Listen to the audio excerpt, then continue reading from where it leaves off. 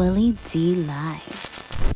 It's Willie D, y'all, back with another episode of information and instructions to help you navigate through this wild, crazy, beautiful world.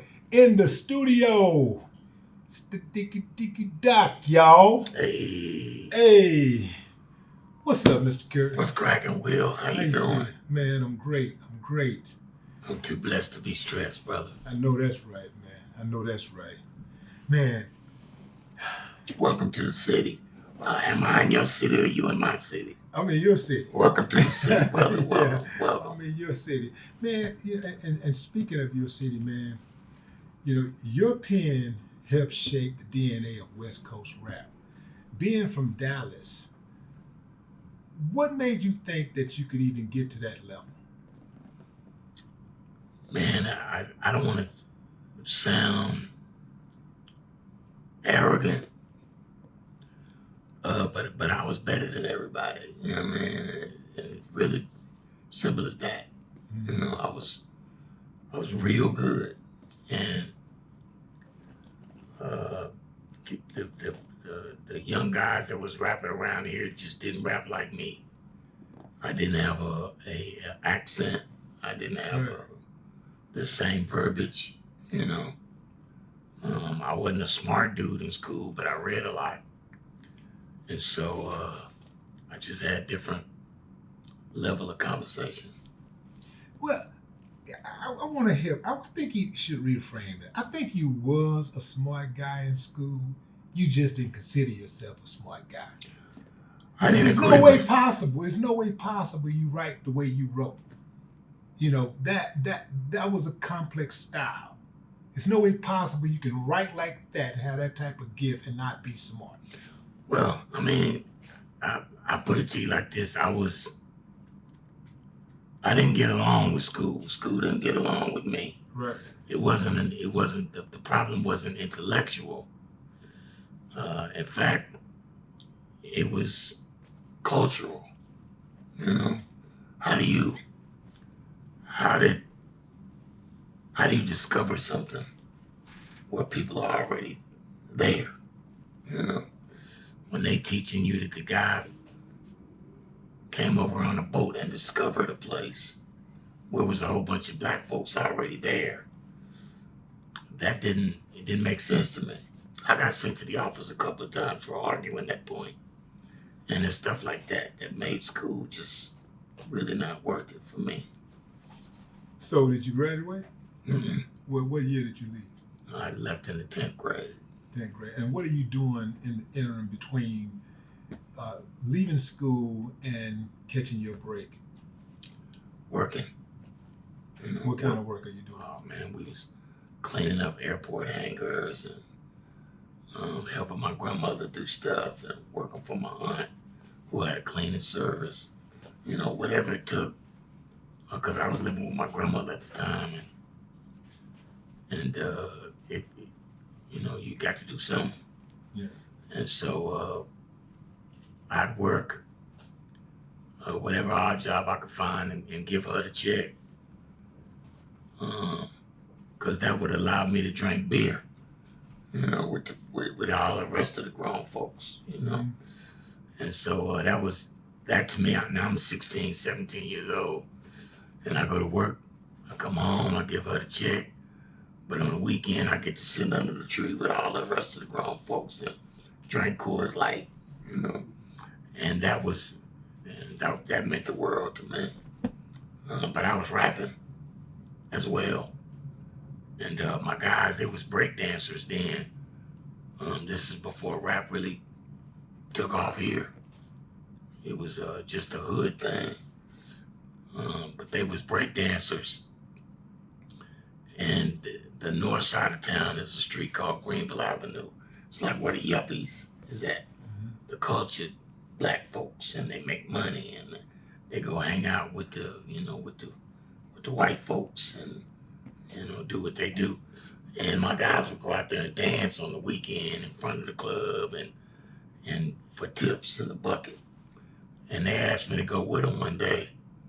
And I had this little rap. I introduced them rapping, and the guy that owned the club He loved it. He was like, man, could you do that every time? I was like, sure. I did it a couple of times. And one time there was a lady in the audience who was a TV producer for a local TV station called KXTX Channel 21. And she was like, man, that was great. Can you do that and introduce the evening lineup for our thing? I was like, sure. I did that. And I'm a local celebrity now. And this dude named Dr. Rock saw it. Dr. Rock was a huge DJ here in the mid 90s. He was the first guy that really brought rap here. He had came from LA. He was working with Lonzo in the World Class Record Crew when it was just a DJ group. He was one of the DJs. This is before the Sparkles and all of that stuff. This is when Lonzo just owned his club. And Dr. Rock, for some reason, got sent from LA to Dallas. Dr. Rock got replaced with Dr. Dre, who was a dude named DJ Romeo at first. And Romeo turned into Dr. Dre. And when he started making records with Eric, those street records, Dr. Rock would play them down here on the radio. So he helped them move their vibe down here. They came down here to visit. They heard me rapping. They was like, man, you the shit. If you was on the West Coast, Dre said, I guarantee you we'd be rich. At first I told him, no, I don't know nobody out there. I'm not going out there. I don't. And then my mother threatened me with the army. If you're not going to school, you're not going to be out in these streets. You're going to the army. And that wasn't for me. So I called Dre back. I was like, man, did that offer stand? He's like, yeah. And so I just caught me a plane and left. Yeah. And man, the rest is motherfucking history. Because y'all did that, man. Yeah, man. Man. When you look back at all of the work that you put in, because you didn't just put in work as a solo artist. You've written some of the biggest ghost songs out there. As far as like some of the biggest songs that we've heard were ghost written by you. What's a couple of songs that people might be surprised that you ghost wrote? Something in My Heart by Michelle A. Oh, you did that? Yeah.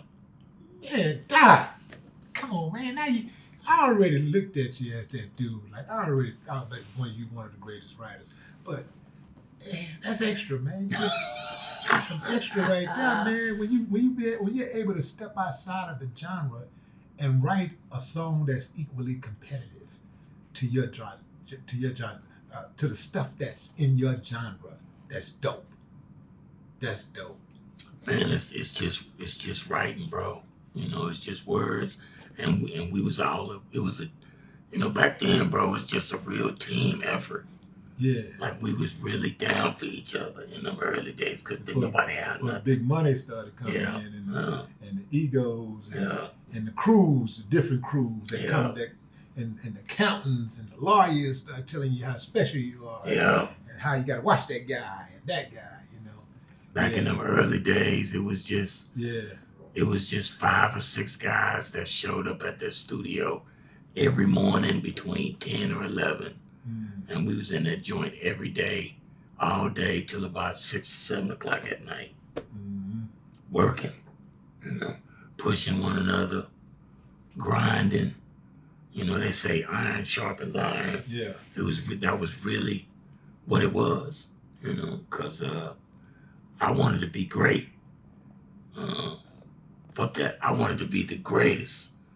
But Cube was so good that I battled with him, Maybe sharpen iron. Maybe known to him, maybe unbeknownst to him, but I was trying to tear his ass up daily. Yeah, I would say just being a fly on the wall, it was a time, man, because both of y'all so dope, man. Both of y'all like super, super dope. Like, so it's like somebody trying to compare Mike and Prince. Yeah, You know, like, I get that. come on, man. It's a preference thing, right? Yeah. It comes down to a preference thing because both of y'all super dope. And both of y'all have contributed tremendously to this hip hop landscape, man. And it would not be the same with either one of y'all, without either one of y'all. I couldn't even imagine it, without either one of y'all. It was a privilege and an honor to work with those men. You know, all of them. Ren, Yella, Eric, Dre, and Cube. It was a real honor. And the rest of those guys, Lay Law, Above the Law, everybody in that whole sort of ruthless landscape during that time. And not just ruthless, Quick and 8 and really the whole West Coast, man. That wasn't my world. That wasn't my space. But those guys welcomed me in, and I was just one of them. You know? Because you was not from the West Coast, and West Coast has such a proud, a proud tradition. They wear that on their chest like we wear the South on our chest, right? And you being from the South, but you spending a great deal of time on the West Coast, and I know you said that they welcomed you with open arms, but there had to be at least one motherfucker looking upside your head like, nigga, you ain't from here. Oh yeah, there was always a couple of them somewhere, but the rest of the love was always so on point that even when you heard that whisper, nobody else said nothing. Right. When you're in LA and one of them niggas get on your head, it ain't gonna take but a minute before all of them is on your head. Right. That they wasn't doing that with me. It didn't matter who you was. Like if that one dude would be like, man, why he getting away with all of that stuff and nobody would say nothing. But I always looked at it like this, man. I'm a spiritual dude, and it's a God thing. It's not a D.O.C. thing. And so really it's nothing you could do because I was protected. Mm-hmm. None of y'all niggas could touch me, because God got me out here to serve a purpose. Yeah. What was the reaction, man, after you had the accident, man, and you found out that you lost your voice? What's your initial reaction?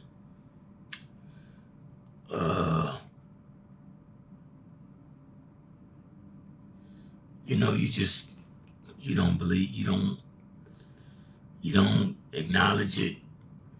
I never thought that it would never come back. You know what I mean? I always thought it was gonna come back, and I held on to that. Dre was the only one that was like, "Nah, it's over, bro. Just let it go." But I couldn't let it go. When Dre would tell you let it go, did it infuriate you, or was you like indifferent to it? You're like, yeah, you'll see. Nah, Dre is if you know Dre.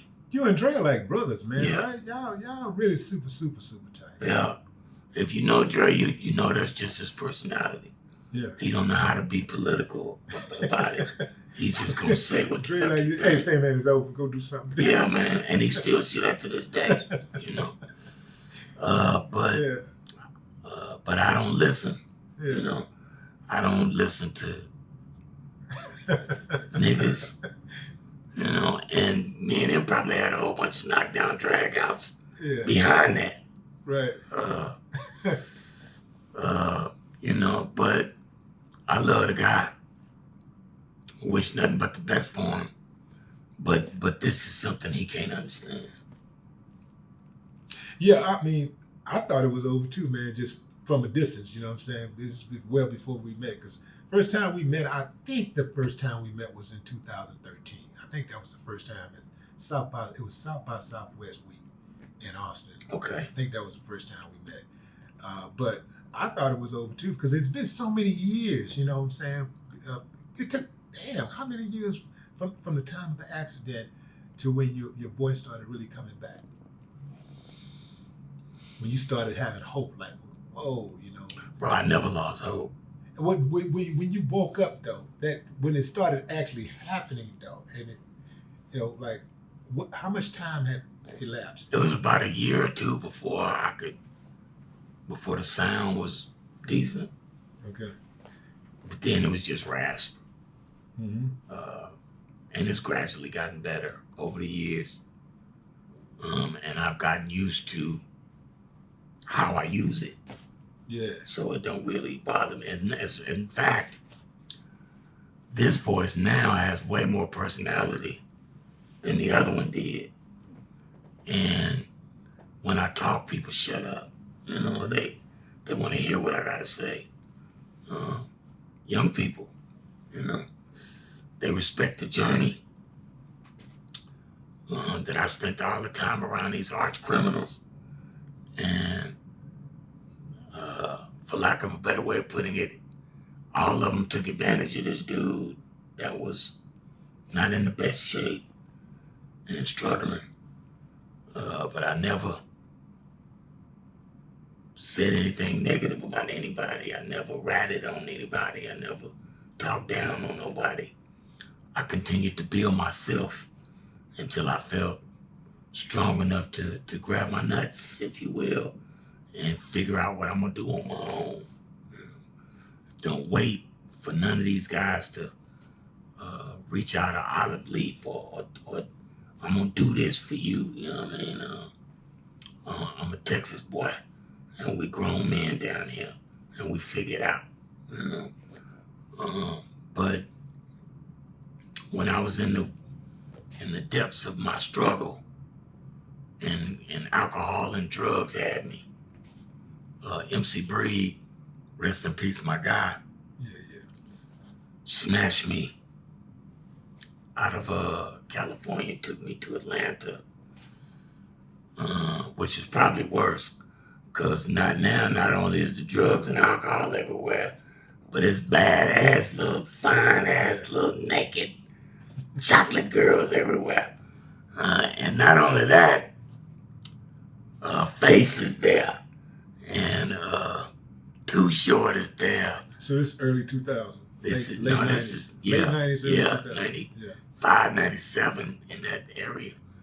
And that boy from Beaumont, Texas is down there, Pimp C, and we all just hanging out and kicking it and having fun. And the voice ain't really a bother to me because I just get to kick it with my peoples. Man, how has I've seen you many times on Instagram with your daughter. This is the one that you have with Erykah, I think. Puma, yeah.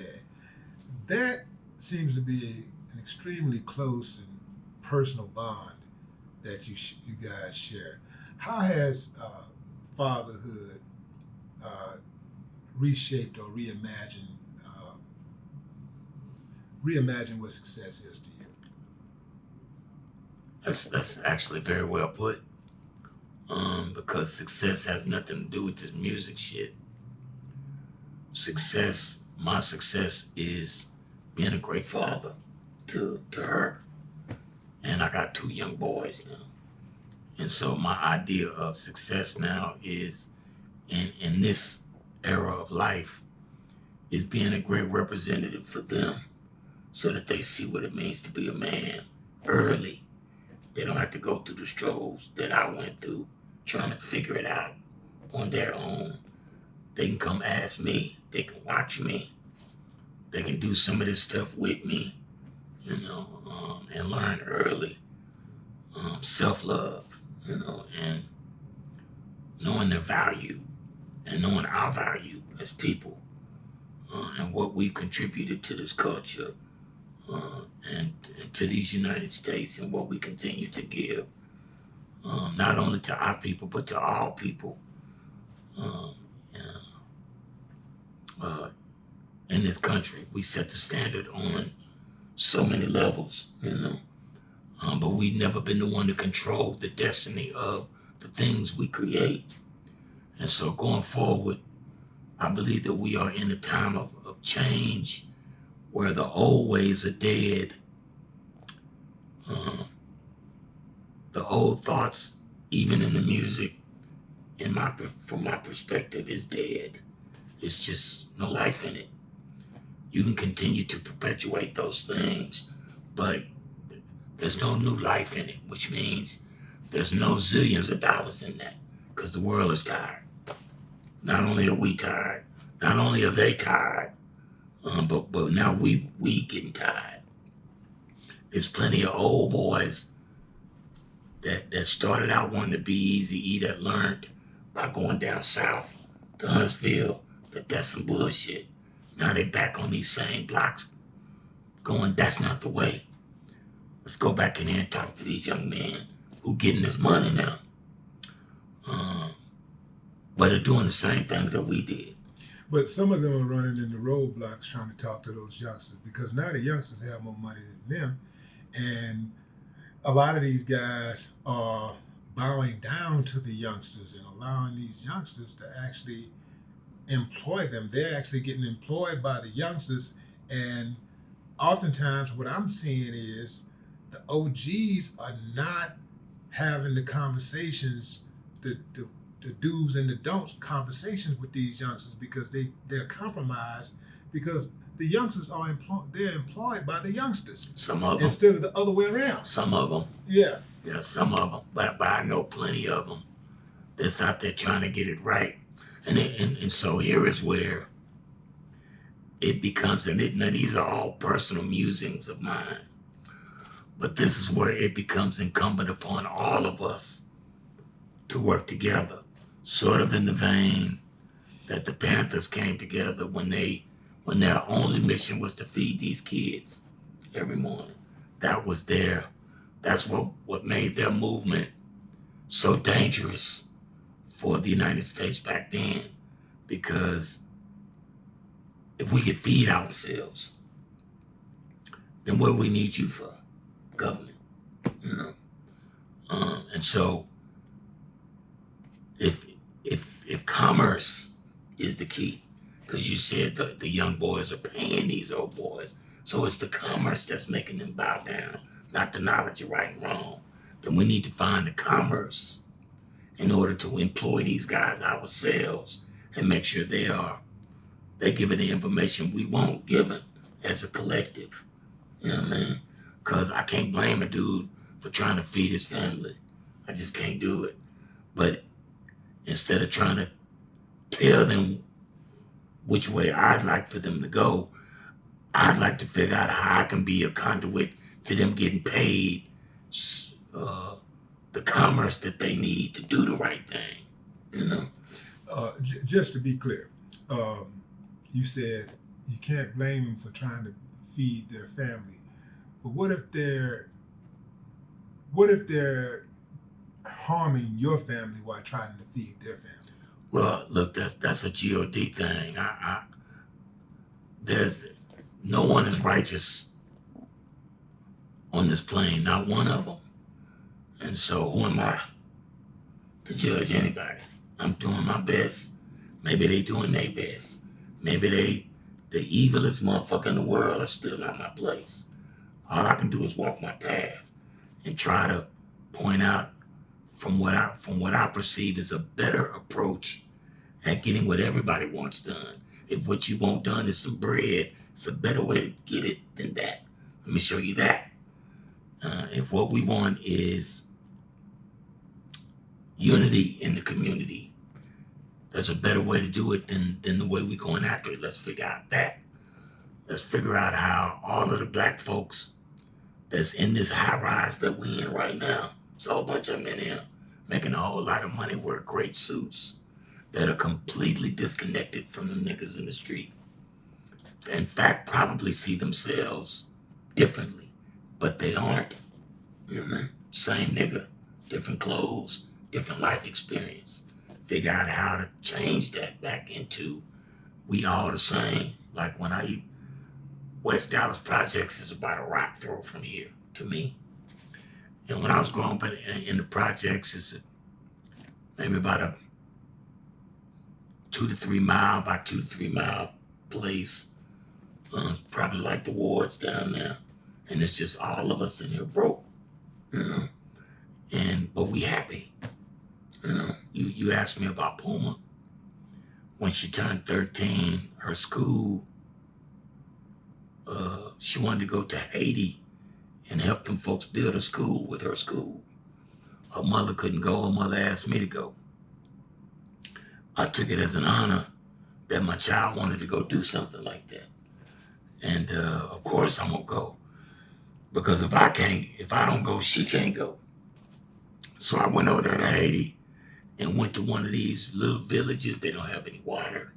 They don't have any lights. You know, they got nothing. But they're happy. Playing soccer. You know, they're happy. Speaking to one another. They happy with the witch doctor live over here, you know.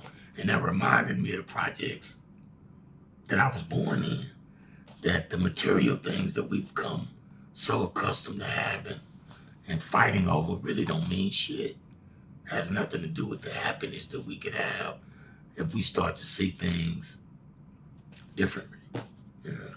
And I think that's what we are. I think the national conversation, the way politics are going today, are driving us back to that. I think they put your boy in office, and they believe that it's for this. I believe that it's for that, and they just don't know it yet.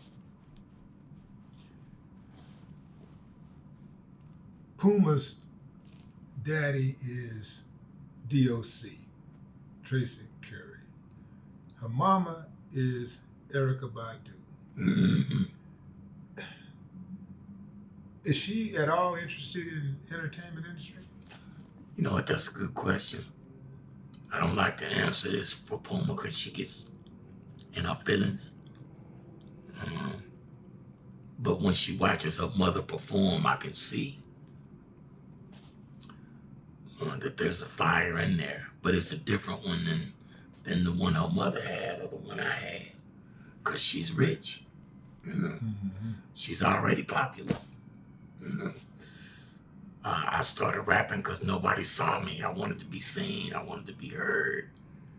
I wanted to be somebody.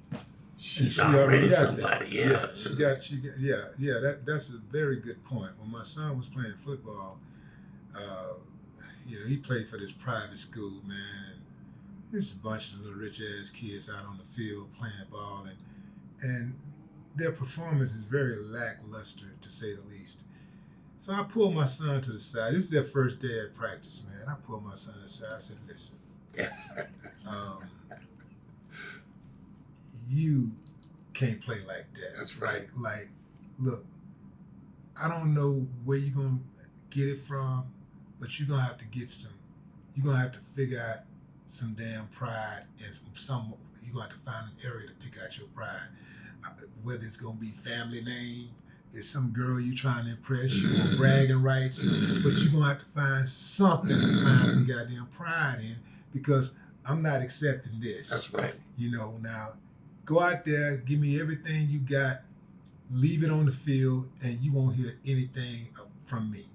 But I brought you here, so I know you ain't giving 100. Them little kids was out there, man. They out there, I felt like they were out there to just to make sure that they had a framed picture with them, in the football uniform. Yeah. So they can look back on. Yeah. Because their asses was out there. I'm like, I can pretty much beat all y'all asses by myself. Put all y'all 22 of y'all on the field. I'll run all over y'all, But that's how it is. You're right, man. These kids, when they grow up in it and they got that money, they're not running that ball like with the idea, I'm busting out of the hood. I'm going to put the whole hood on my back and I'm going to buy my mama a house. And they're not thinking like that. Well, not if you're not in the hood. Right. You don't have that experience to draw from. Yeah. But there's some out there that's still in the hood that got that, Yeah. But Puma has been, she's been loved on hard by both her mother and I since she was a child. And so her development is going to be different. Now, her mother's actually going on this short tour. Yeah, she leaving in a couple of days. Yeah. Yeah. And Puma is staying home to work on material. Yeah. And so, she played something for me a couple weeks ago, and all I could do is keep praising her, going, come on, what we waiting on? What we gonna do? But it's dope that she has those options, and that's why y'all put the work in. Y'all did the work so she didn't have to do the work that y'all did. All right. So, to make it easier. I don't understand these parents who, because they walk 3 damn country miles to school, they figure like their kids should have to be able to do the same thing, or because they walked until they had holes in their tennis shoes, that their kids should have a hole in their tennis shoe before they buy them some new ones. Mm. Like, you should want your children to do better than what you did. And the only thing, I mean, on every level, even when it comes to character, I want them to have better character. That's right, brother. Than I have. We want all our kids to be better. We want all of our, bro. It's our, man. I'm really big on. It's our turn, bro. Like, it's our turn, and I feel like that even in my personal life. It's my turn now.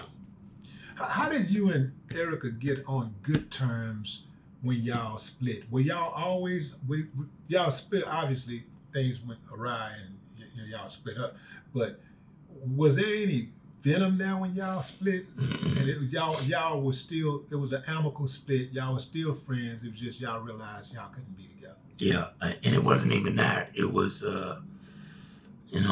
we were together for about 4 years. And I had moved back home after Dre and I had one of our huge blowouts, and the way I felt, the story hadn't ended for me yet. I was still trying to figure out how I'm going to write a happy ending to this story. Shortly after, maybe a year after Puma was born, year maybe 2. No, I take that back. It's about 3 or 4. Puma was 3 or 4 years old. And Dre called and he said, man, I'm finna get ready to make a new record. I need you. Why don't you come back out and help me out? And Erykah and I had been together for 3, 4 years. She had cleaned me up. No more drugs and alcohol. I'm a father now. I still had a desire to be something or somebody, and I hadn't figured out how to create art again yet. So when Dre called, that feeling came back, and I wanted to go. And she didn't want me to go. She thought it was a bad decision. She thought, what's going to be different. And in fact, you're going to go back out there and end up back in the same hole. But I thought differently. But she was right, But she said, look, if you're going to go, then just go. So she felt betrayed because she had put in all of that work and was there for you, and the other guys were not there. Is that what it was? I don't think that Erykah had the capacity to feel betrayed by me, because I gave so much during that period of time. Like I doted over that family. All I did was carry the bags and loved it, But I wanted to go, and she received that and let me go. Now we both knew that when I left that it wasn't gonna we weren't gonna be able to come back to what it was, and we acknowledged that and just moved forward. And I asked that question because I see you guys' interactions from time to time, and what I see is 2 adults working it out. I see 2 adults with mutual respect for one another who do what a lot of people say that they do, but y'all do it in action, and that is prioritizing the baby that y'all made together. You know, it's a beautiful thing to see, because you would think that that would be academic in our relationships, but it's not. There's so many people, man, they have children, and people that have children to me that act uncivilized toward one another are the worst of the worst. I agree. Yeah. I agree, because it's you benefit nothing from that. Nothing. You know, and the child benefits. That's it. In fact, your child suffers from that. That's trauma. You're serving your kid for no purpose other than some sort of pride or ego that's making you feel some kind of way. I'm smart enough to, I know how to move out the way with Erykah. You know, I know how to get in the way with Erykah. Right. I know how to shut the fuck up with Erykah. I know how to speak my mind with Erykah. She's a powerful lady and a good woman. And I respect her, and that respect is mutual. But she's done some incredible things in her life. And so who am I to tell her anything? All I can do is be there for her and our daughter. And not just our daughters, Jay Electronica's daughter and 3000's son. You know, I'm here in this city. And so even though Seven's at school, he's in Colorado. But if I can be there for those kids in any kind of way, then I'm gonna be there, you know, in lieu of their fathers who I respect, because I would expect the same thing from them. That's dope. That's dope. Man, where'd you get this sense of honor from? Like, you know, I heard you talk about, you know, being raised by your mom and your mom having certain stipulations in your upbringing. But was it just mom, or was there other factors involved, and was there other people?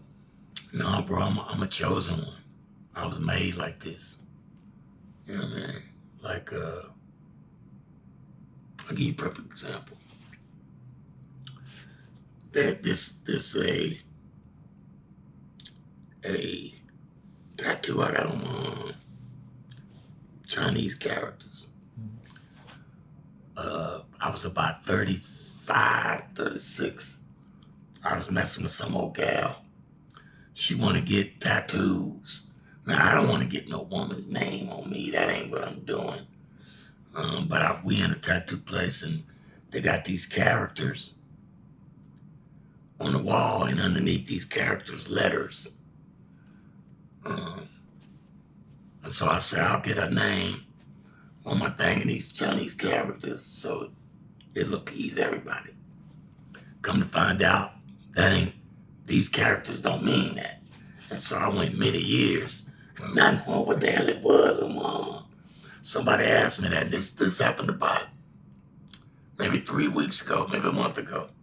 Somebody said, what does that mean? And I said, you know what, I really don't know. And told them the story I just told you. They said, well, if you take a picture of it and put it in Google Translate, that's what I was thinking. It'll tell you. And so I was like, that's interesting. I took the picture and put it in Google Translate, and it translate back, never give up. Ooh, that's chosen. Ain't that something? Yeah. Chosen one, bro. Yeah. God wrote on me, man. Yeah. And so I'm just walking the path, man, and I'm proud to do it. I feel good about it. I think all that pain was purposeful. And now that I'm back in my right mind, I'm finna pour that pain out, and it's gonna make some flowers where I pour it out at. And I'm pouring it out for these babies, not just mine, not just yours, but ours. Yeah. You know? Yeah. I'm trying to help bring to Dallas what you guys brought to Houston. Yeah. Because they never got their chance, you know? Yeah. Erykah had to go to the East Coast to do it. I had to go to the West Coast to do it. But now that we back here together and we grown and we got understanding, we should make it happen here together. That'd be dope, and I think the support would be overwhelming because the respect is already there.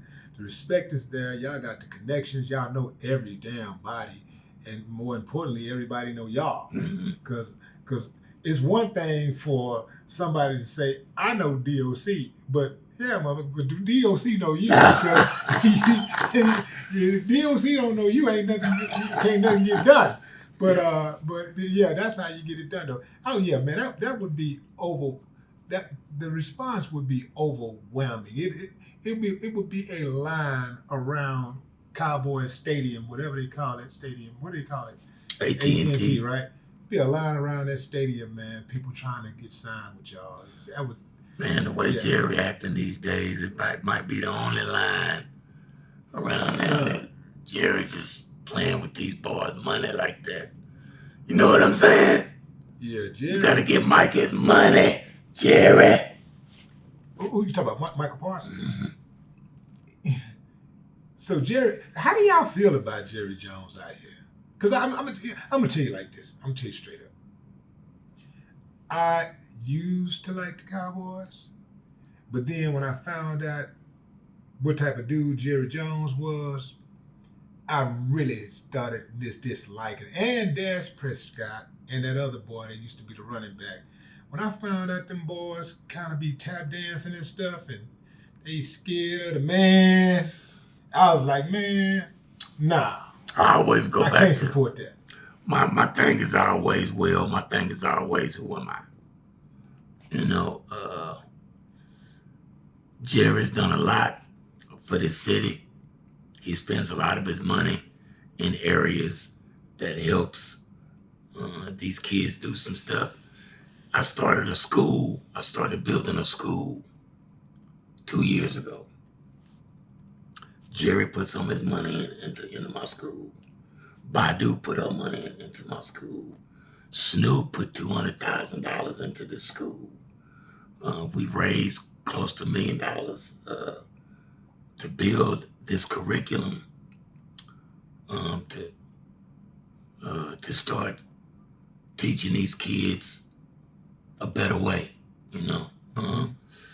The school is called the Dreams Experience Academy.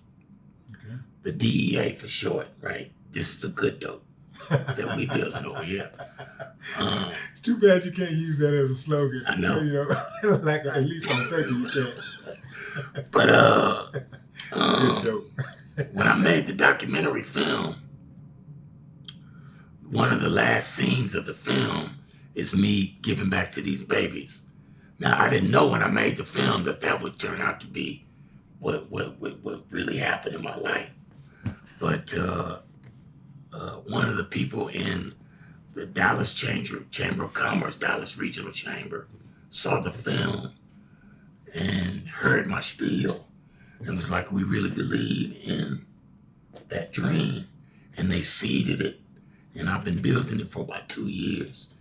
And the curriculum is based around 4 verticals in the entertainment and technology field. That is gaming, music, the creator economy, and software development. Okay. And we've built some really amazing partnerships in the last year. One of them is a company owned by Jerry Jones, a gaming company. And they've really been a great asset to us, building these programs and getting this school up and running. I went and spoke at Yale University at their Innovation Summit a couple months ago. And Yale has signed on to be a partner. There was a lady from New York University's School of Tisch that was in the audience. NYU has signed on to be a partner in the school. And Howard University has signed on to be a partner in the school because what we're teaching is the jobs of tomorrow. It's a $3 trillion business that we're underrepresented in. And they're not coming to the hood, for lack of a better way of putting it, to find these next Elon Musk. We don't need no more Elon Musks. We need some Elon Dusks. You know what I mean? And so I'm trying to give these kids these opportunities and these lessons that they won't get otherwise. Coding and the like. Take that shit back to the hood, because what you're doing is unlocking a mind that you have no idea what these kids are gonna give you, because they're brilliant, they're geniuses. They just don't have access. So I'm using all of these blessings that God has given me to give these kids access, and at the same time, if I'm being honest, begin to build my team, my security force, my backdrop for the ideas and the things that I want to see happen. You know, I don't want them to have. I don't want the other team to be the only person that's teaching AI. I need us to be teaching AI. Do you have a physical location? No, I don't have a. Yeah. You know, that takes currency, but I'm after it. Yeah, because what they want to see, they want to see proof of concept. Yeah. First. And I'm not once you scared of see that. Once you see that, then you say, "This is what we're doing. This is what we've been doing. Now we want to get a building." They're like, "Okay, here you go." That's right. Yeah. How much money did Jerry put up? Well, it was the business. He allowed us to use his business, his gaming business, to help develop the curriculum for our kids. He allowed our kids to go visit his place up there at the Star, and get taught by his people.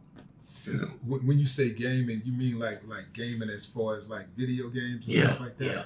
Video game development and what the creators are doing in that space. Twitch and all of those kind of places. You know, those kids are making millions of dollars just playing a video game. Yeah. My kids don't know nothing about that. They have no idea. So if you don't open it up to them so that they can start to see what's possible, they'll never get it. But you're the audience that they're targeting. You just don't know it. And all of it's built around the numbers, the data, you know, and you are the data, you know. Figure that out. Learn these numbers. Learn how to turn those numbers into those numbers, because that's what they're doing, you know. And so I did the pilot this summer with my kids at a space called 40 Cliff. And these kids were beautiful, man, and it really warmed my heart to go through it. They learned all of this stuff. They were so grateful and thankful, and it just gave me life on another level. And so, yes, I'm into making music. I love making art, and I'm finally happy to be back in the lab doing new things. But it's not about me; it's about them. Is there someone out there who you want to give a monetary blessing to, you know, by way of the work that you put in? Like, you want to achieve a certain level of success, and you know that financial blessings come with that. You want to take those financial blessings and, you know, give a blessing to somebody before they die. My mother. I'm like every other nigga from the hood. I want to go high mom on one of these award shows. My mother's late 70s. She still works. And not because, well, yeah, because she has to, but because my mother's a worker. She's always been that. But I'd like for my mother to be, I'd like for her full-time job to be grandmother, you know, drive these little boys around so I don't have to all the time. Take them to school, or take them to basketball practice, and go get them something to eat, cook this, do that.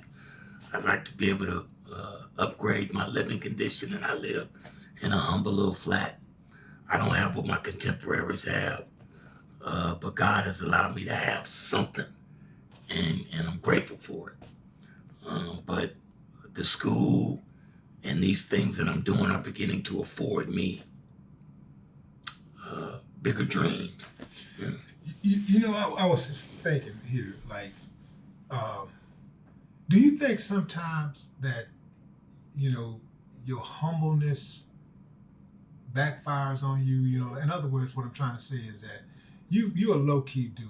Like you're the type of dude you don't like asking. You know, you're a very prideful man. Do you think sometimes that's a burden as much as it is a blessing? The lesson I learned was this: I give no man no power. All power comes from God. That means everything good and everything bad. So if I don't have, it's because he don't want me to have yet. Yeah. And when I get, it's not because them niggas gave me shit. Yeah. It's because he wanted me to have. And I can stand in the middle of a room in a circle full of demons and be the angel that I am. And I don't fear these men because I don't owe them anything. I've given them the best of me, and that's all anybody can ask. But it seemed like somebody owe you some bread because you know you penned a lot of hits, bro. You penned a lot of hits, and that means that there's some publishing money out there. Oh yeah. You know, it seemed like somebody owe you. Man, shit. You know, Man, look. you're collecting that money, man. You know. If everything was everything, bro, I'd be in a great position. But Easy's widow reached out to me last year, and she was amicable, and she was talking some really good talk. And this year is my reversion year. That means all that old publishing begins to come back this year. And so we was talking about ways that we could figure it out, you know. And so those talks are ongoing. And who knows what's in store for Ruthless, you know. But I don't have any ill feelings towards anybody. But I'm prepared for my blessings now, and I'm ready, you know. And so it's in the air, and so I know it's coming. I'm just waiting on God to make it happen, so I can continue to build. Cause it's not about the money, bro. It's about coming back to myself up here. I don't need alcohol anymore. I don't need drugs anymore to be sure of myself. I don't need to feel uncomfortable around niggas, you know, thug niggas or whatever you want to call it. I go around these men and I respect them as men and they respect me as a man. And that's how we gonna do it. And I'm not your judge and you can't judge me, you know, and we're gonna try to figure this way out together to get what we can get together. Cause you got kids and I got kids. And we want our kids to have something.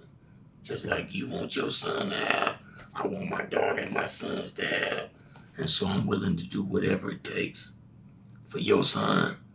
And I expect, whether or not I get it, I expect for you to want the same for mine. Yeah, and I feel that. I do feel that it's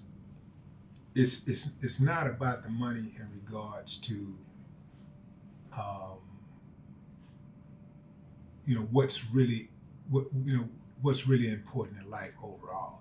It's not about the money, but it is about the money if you worked for it and it's yours. If it's yours, it's yours. What's yours is yours, and God damn it, if it's mine, I want it. And what's mine is also my kids. That's right. Belong to my kids. So, man, I fight harder for my kids than I fight for myself. That's right.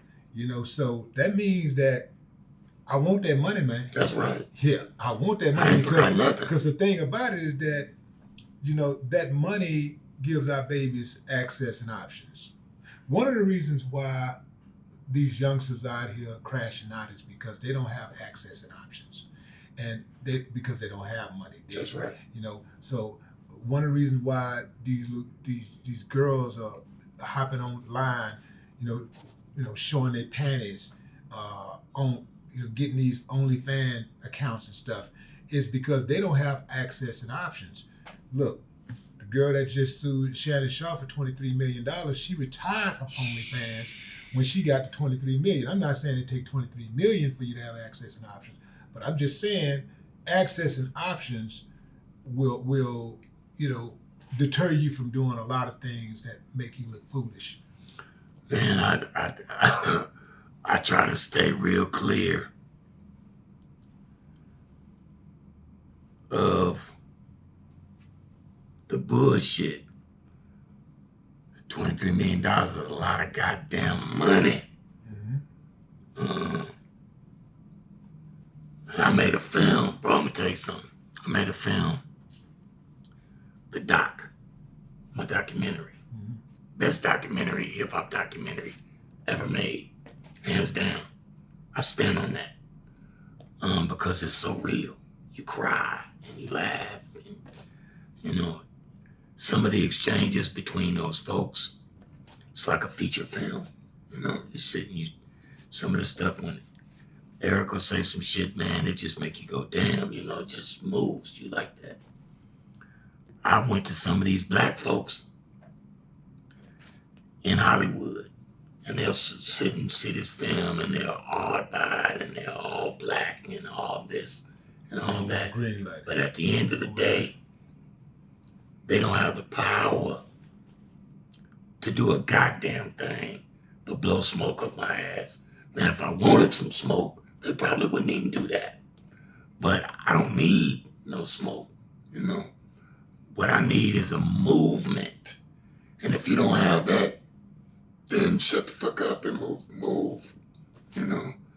I don't need anybody to tell me I'm good. I know who I am. I don't need anybody to feel sorry for me or, man, I'm a blessed individual. I could not be here, and I could be locked up. I could be dead. I've hung out with guys that are just as talented or more so than I am that are no longer with us. But I'm here.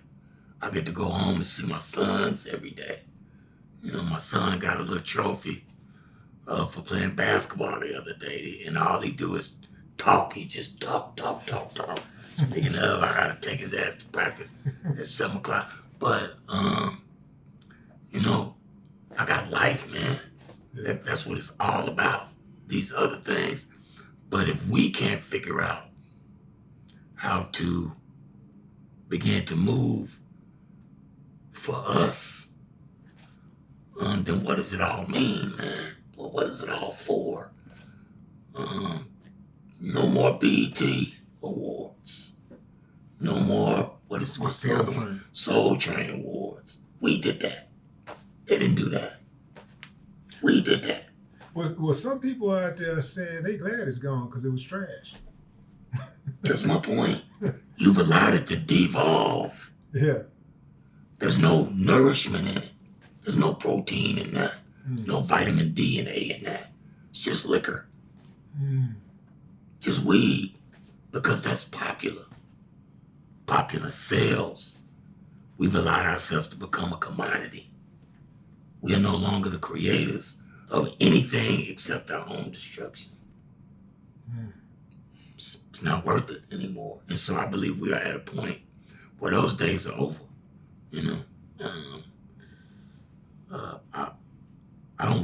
I follow Kendrick a lot because if I would have continued to develop, I'd like to think that that's what I would have developed into.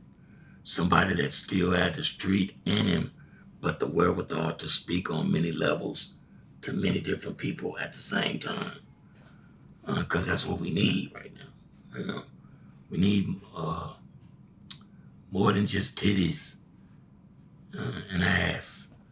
And hell, I'm about as heterosexual as you can get in this world that we are living in. But I'm an old man. I've seen all the titties you can see and all that. Now we need something that's provocative here. Something that's going to give these kids an idea of what they could become here. Not just in their pocket. Where are the scientists? Where are the engineers? Where are the the deep thinkers in this generation, because you can't tell me they don't exist. They just don't have the access that you spoke about. They don't have the opportunity that you spoke about. And it is incumbent upon us, man, because they're not going to do it. It's not going to happen if we let them do it. We got to do it. We got to go back to the hood. We got to figure out how to grab our nuts and talk to these boys. And I go back and talk to them about the Bible the same way T.D. Jakes do in his church. But these boys ain't going to the potter's house. So you got to take the potter's house to them. Yeah. You got to make them understand that Samson, and you'll excuse me, all the church folks, but Samson was a real nigga. If you read the book, he didn't do but two things. And the same two things he do is no different than them niggas in the street. All he did was whoop them and chase them.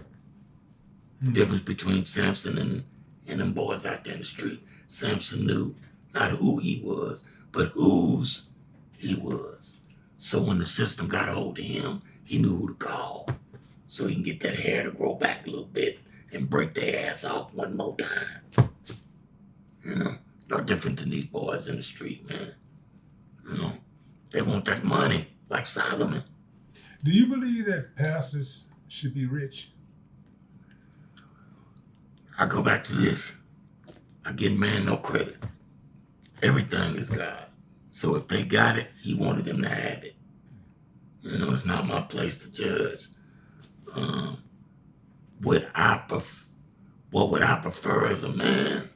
I would prefer that if you're going to get billions of dollars as pastors, especially as black pastors, that all of you guys come together and start a bank and you begin to rebuild your community, all of your communities, instead of just siphoning from them. Use all those billions to invest in these spaces and rebuild.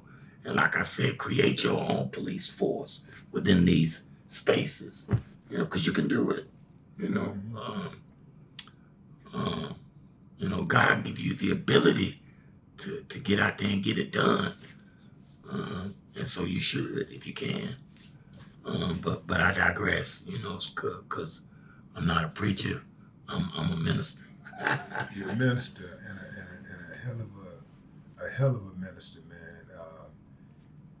If Dre was to call you right now and say, Doc, I need you, man. I'm finna start a new album. You going? Absolutely. Did he call you for the last album he just did with Snoop? Yeah, I went out there a couple times. Did you contribute to the album? You know what? I tried, but they were in a groove, and they don't listen to me as much as they used to. And I'm I got my own way. If you're not gonna listen to me, I'm not gonna talk. But I was there. Dre had his aneurysm during they was doing all of that stuff. I wanted to make sure I was there for my guy for that. But if they call me, no matter what it is, if they call me, I'm going. Like, my life is not their responsibility. Neither of those men out there are my father. And if I fail to a point where I had no other choice but to call and say I need, then I could do that, and they would pick up the phone. Like I said, Snoop just put $200,000 into the school. Yeah, shout out to Snoop. I didn't ask him for that. He said, I love what you're doing. What can I do? I said, well, I've raised this certain number. He said, well, I'm going to put this 200 in so you can say this number. And I said, well, appreciate you, Uncle Snoop. What Snoop call you? You call him Uncle. What do he call you?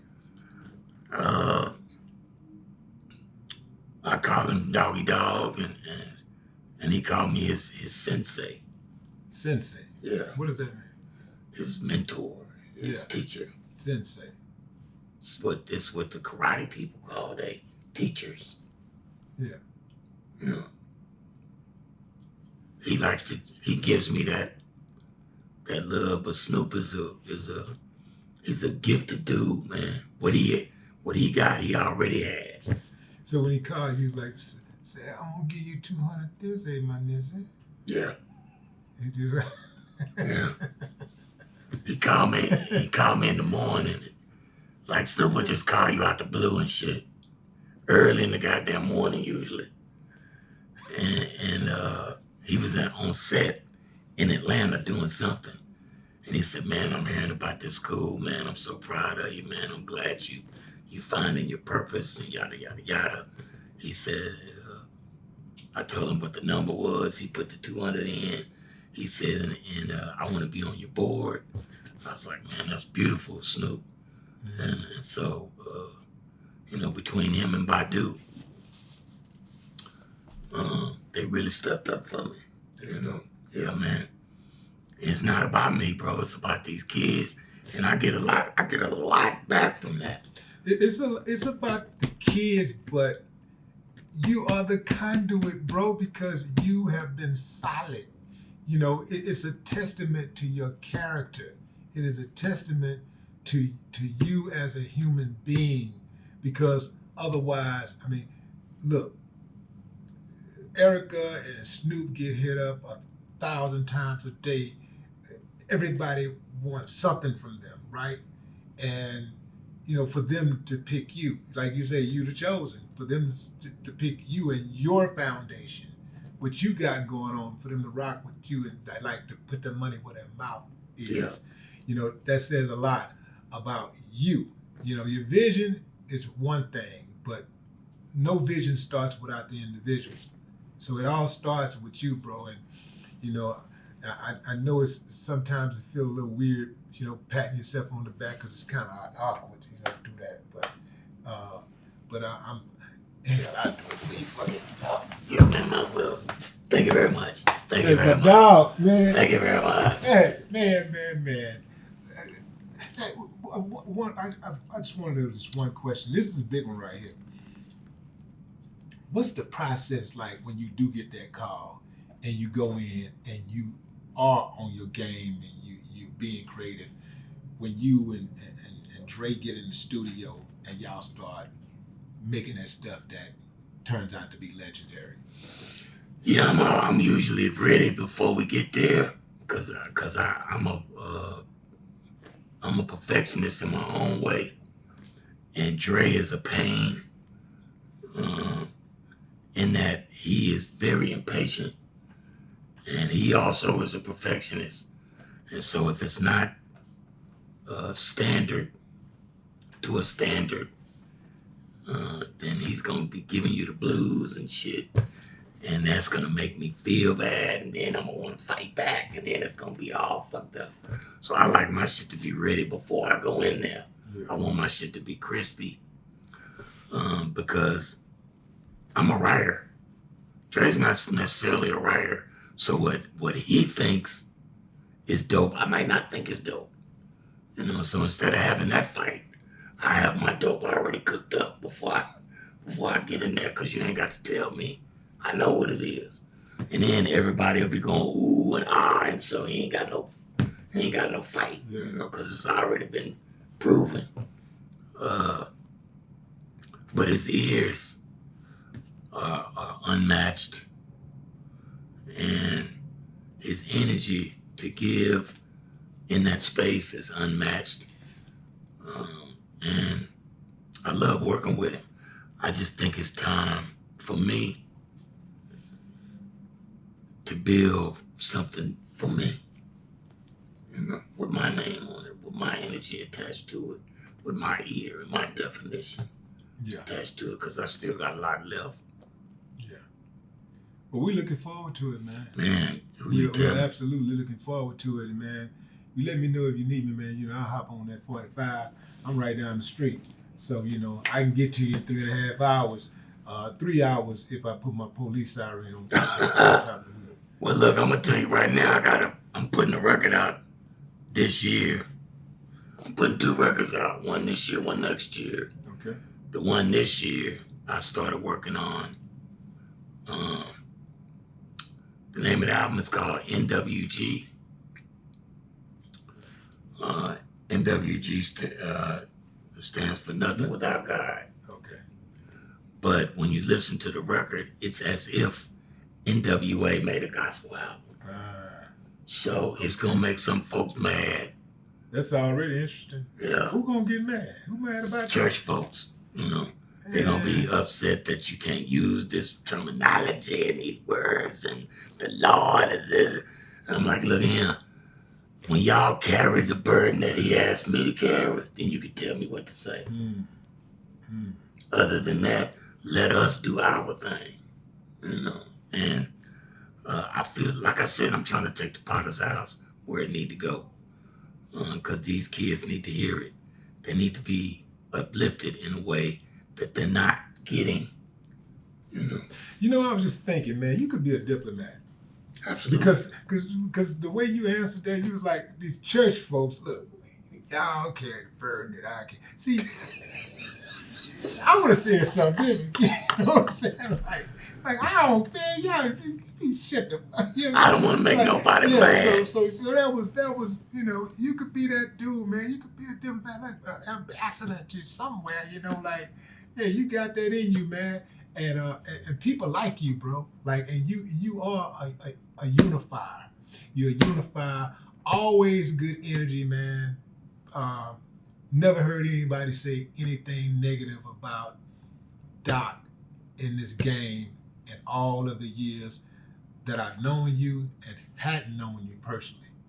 So, man, thank you, man, for carrying the flag, man. And I appreciate you, Will. And I'm not just talking about hip hop. I'm talking about as a human being. I appreciate you, Will. Thank you. I got a lot of respect for you and for your compatriots down there in H-Town. You boys did a lot. We are the last of a golden era. Guys like me and you. And they need us right now, bro. And it's our turn, bro. I mean it. Like, I mean it for me. I've given enough for them. It's my turn now. And God says, I'm going to give you your chance at $1 billion. But this $1 billion ain't for you, it's for them. Yeah. And that's fine. Because I'm going to be able to snatch me some twos and fews off of it. I ain't greedy. It's for my children and your children. And it's for the state of Texas to finally get our just due, because we did a lot. We did a lot for hip hop. We did a lot for R&B. We did a lot for this music, and just to let it go by the wayside, because folks want to act like they don't give a damn. That's just some bullshit, if you ask me. I think we need to get our shit back and retool it, refocus it, and rebrand it, and put it back out there like the gold it was. Yeah, absolutely. So thank you, man, for having me. Absolutely, man. And boy, it's been a minute, man, because we supposed to, I think we about 12, but 12 years later. But hey, man, everything happens in his time. No, that's right, bro. And we gonna be here. We're not going nowhere. I said, that's okay. We're about good, about an hour. Okay. Now I'm finna jump off in this traffic. I gotta go get my son. I gotta take him to basketball practice. Right. Go get your son, man. God bless you, Will. Yeah, likewise. Thank you, man. Likewise, absolutely. Ladies and gentlemen, D.O.C. You dig? No more talk.